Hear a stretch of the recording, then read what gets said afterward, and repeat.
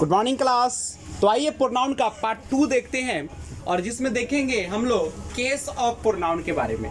देखिए प्रोनाउन जो होता है वह nominative case, objective case, possessive case और रिफ्लेक्सिव प्रोनाउन या एम्फैटिक प्रोनाउन के रूप में पाया जाता है। ध्यान दीजिएगा, नॉमिनेटिव केस में जब रहता है तो I, we, you, he, she, it, they के रूप में होता है। ऑब्जेक्टिव केस होता है तो me, us, you, him, her, it, them के रूप में आता है। जब पॉजेसिव केस होता है तो दो पार्ट्स होता है, पॉजेसिव प्रोनाउन और पॉजेसिव एडजेक्टिव। पॉजेसिव प्रोनाउन में mine, ours, yours, his, hers और इट का कोई भी पॉजेसिव प्रोनाउन नहीं होता है और देयर्स होता है। ये ना आपका होता है। पॉजेसिव एडजेक्टिव में my, our, your, his, her, its, their होते हैं। और रिफ्लेक्सिव प्रोनाउन या एम्फैटिक प्रोनाउन रहे तो उसमें सेल्फ लगता है या सेल्फ से लगता है। सिंगुलर रहेगा तो सेल्फ, जैसे myself, ourself, you जो होता है यू, उसका जब हम लोग रिफ्लेक्सिव करेंगे तो सिंगुलर में योर सेल्फ, और प्लुरल रहेगा तो your self. Him self, her self, it self और देम सेल्फ होता है। सिंगुलर रहेगा तो सेल्फ लगाएगा और प्लुरल रहेगा तो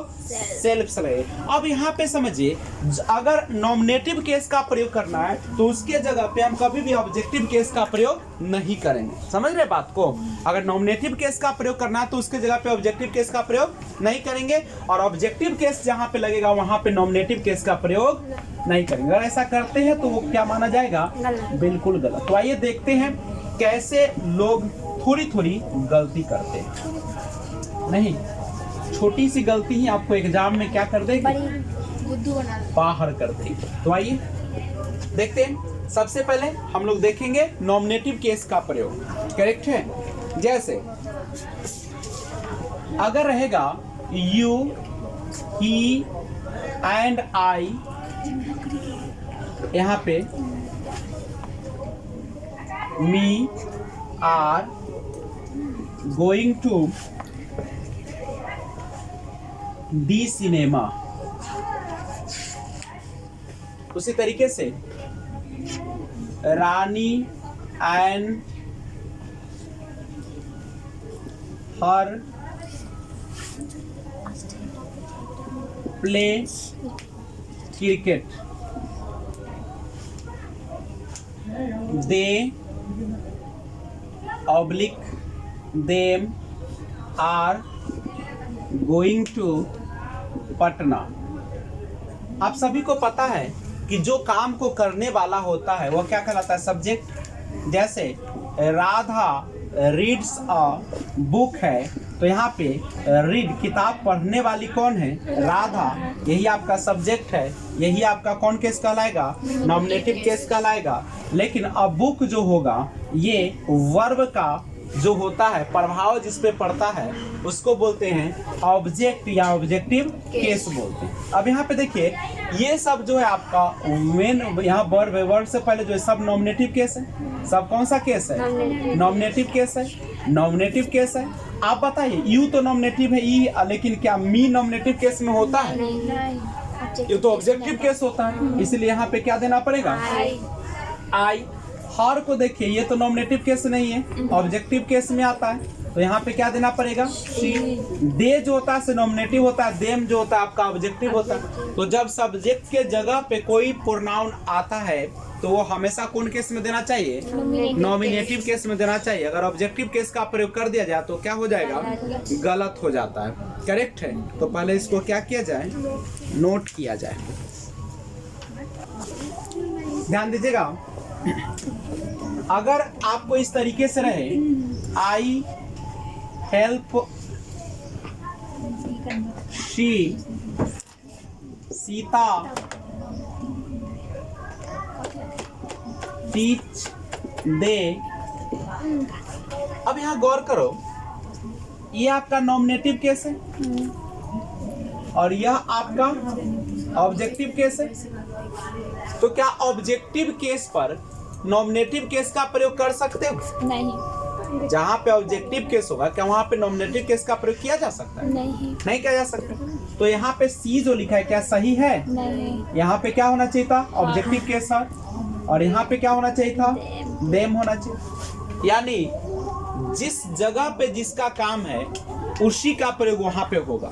नॉमिनेटिव केस है तो नॉमिनेटिव केस की जगह पे नॉमिनेटिव केस का ही प्रयोग करें, और ऑब्जेक्टिव केस हो तो ऑब्जेक्टिव केस का ही प्रयोग करें। देखिएगा, ध्यान दो बच्चे लोग। If 3 or more than one singular personal pronoun of different persons are used together in a sentence, then the normal order is 2 3 1। ध्यान दीजिएगा, कहता है कि अगर सिंगुलर पर्सनल प्रोनाउंस जो होते हैं उसमें मोर देन वन या तीनों पर्सन आ जाए तो उसको किस क्रम में रखना है बच्चे लोग? 2 3 1 में। 2 यानी सेकेंड पर्सन पहले आएगा, उसके बाद कौन पर्सन आएगा? थर्ड, और उसके बाद कौन आएगा? First person. कोई दिक्कत? अब यहाँ पे गौर कीजिए तो आई आपका कौन पर्सन है? फर्स्ट। यू कौन पर्सन है? सेकेंड। और ई कौन सा है? देखो, जब भी गुड वर्क हो, अच्छाई के सेंस में किया जाए, पॉजिटिव सेंस में यूज किया जाए, तो हमेशा तीनों पर्सन अगर आ जाए तो हमेशा 2 3 1 पहले सेकेंड पर्सन, उसके बाद थर्ड पर्सन और लास्ट में फर्स्ट पर्सन का प्रयोग करेंगे। तो क्या यह क्रम आपका सही है? नहीं। सबसे पहले सेकेंड पर्सन आना चाहिए, यू आता, तब कौन आता आपका? Third person. थर्ड पर्सन बोले तो सी आता, उसके बाद लास्ट में आता फर्स्ट पर्सन, यानी कौन आ जाता? आई हो जाता। और the verb is always plural. Verb कैसा होना चाहिए? प्लूरल। तो क्या हैज का प्रयोग होगा? नहीं होगा। किसका प्रयोग होगा? याद रहेगा। अब आपके मन में आता होगा कि मान लीजिए तीनों है तो 231 चलेगा, अगर तीनों न हो तब? जैसे मान लीजिए कि ई न रहे तो क्या रूल हो जाएगा? 2 1। अगर ये रहे, ए न रहे तो क्या हो जाएगा? 2 3। ये न होगा। अगर यह न रहे तो क्या हो जाएगा? 3 1। तो यह क्रम आपका लागू हो जाएगा। बस जब तीनों पर्सन रहेगा, लेकिन हमेशा गुड सेंस में। किस सेंस में? अगर किसी ने किसी का घर लूट लिया तो उसमें क्या लूटना अच्छा काम है क्या? क्या किसी को जान मार देना अच्छा काम है क्या? नहीं है। तो गुड सेंस रहेगा तभी यह चलेगा, अन्यथा यह रूल नहीं चलेगा। आप इसमें देखिए, इसमें ये है फर्स्ट पर्सन, ये कौन सा है? Second person. बताइए तो आप लोग, क्या क्रम है सही? नहीं। हमारा होना चाहिए 2 3 1 का। 2 3 1 यानी 2 1 होना चाहिए था, तो इसमें तो ऐसे होना चाहिए था, यू एंड क्या होना चाहिए था? इसमें देखिए, ये है फर्स्ट और ये है आपका थर्ड, यही ना? फर्स्ट और थर्ड वाले में क्या होना चाहिए? 3 1, जबकि इसमें क्या है? 1 3 है, तो क्या होना चाहिए? ही एंड आई होना चाहिए। बात समझ में आया कि नहीं आया? और वर्ब हमेशा कैसा लेना है? प्लूरल लेना है। Please right. तो ध्यान दीजिए, इन केस ऑफ 3 और मोर देन 1 प्लूरल। देखिए, अभी जो 2 3 1 का रूल आपने पढ़ा, उसमें आपने क्या पढ़ा था कि नाउन जो होता है कैसा था? सिंगुलर। अब कैसा बात हो रहा है? प्लूरल। अगर तीनों का तीनों नाउन प्लूरल हो जाए, इन केस ऑफ 3 और more than 1 plural personal pronouns, the order is 1 2 3। कैसा चलेगा? 1 2 3। पहले फर्स्ट पर्सन, तब सेकेंड पर्सन और तब थर्ड पर्सन। लेकिन कब? जब सब प्लूरल हो जाए। सब क्या हो जाए? Plural. The verb is always plural. Verb हमेशा कैसा लगेगा? आप देखिए, आप लोग, हम लोग, वे लोग, प्लूरल है कि नहीं? तीनों पर्सन चेक कीजिए। कौन सा पर्सन है? सेकेंड। ये कौन है? थर्ड पर्सन है। वी जो होता है फर्स्ट पर्सन, आई और बी। और दे कौन सा पर्सन है? तो देखिए, तो क्या 1 2 3 फॉलो कर रहा है? नहीं। तो 1 2 3 कराइए। पहले हो जाएगा वी, तब यू, और लास्ट में क्या हो जाएगा?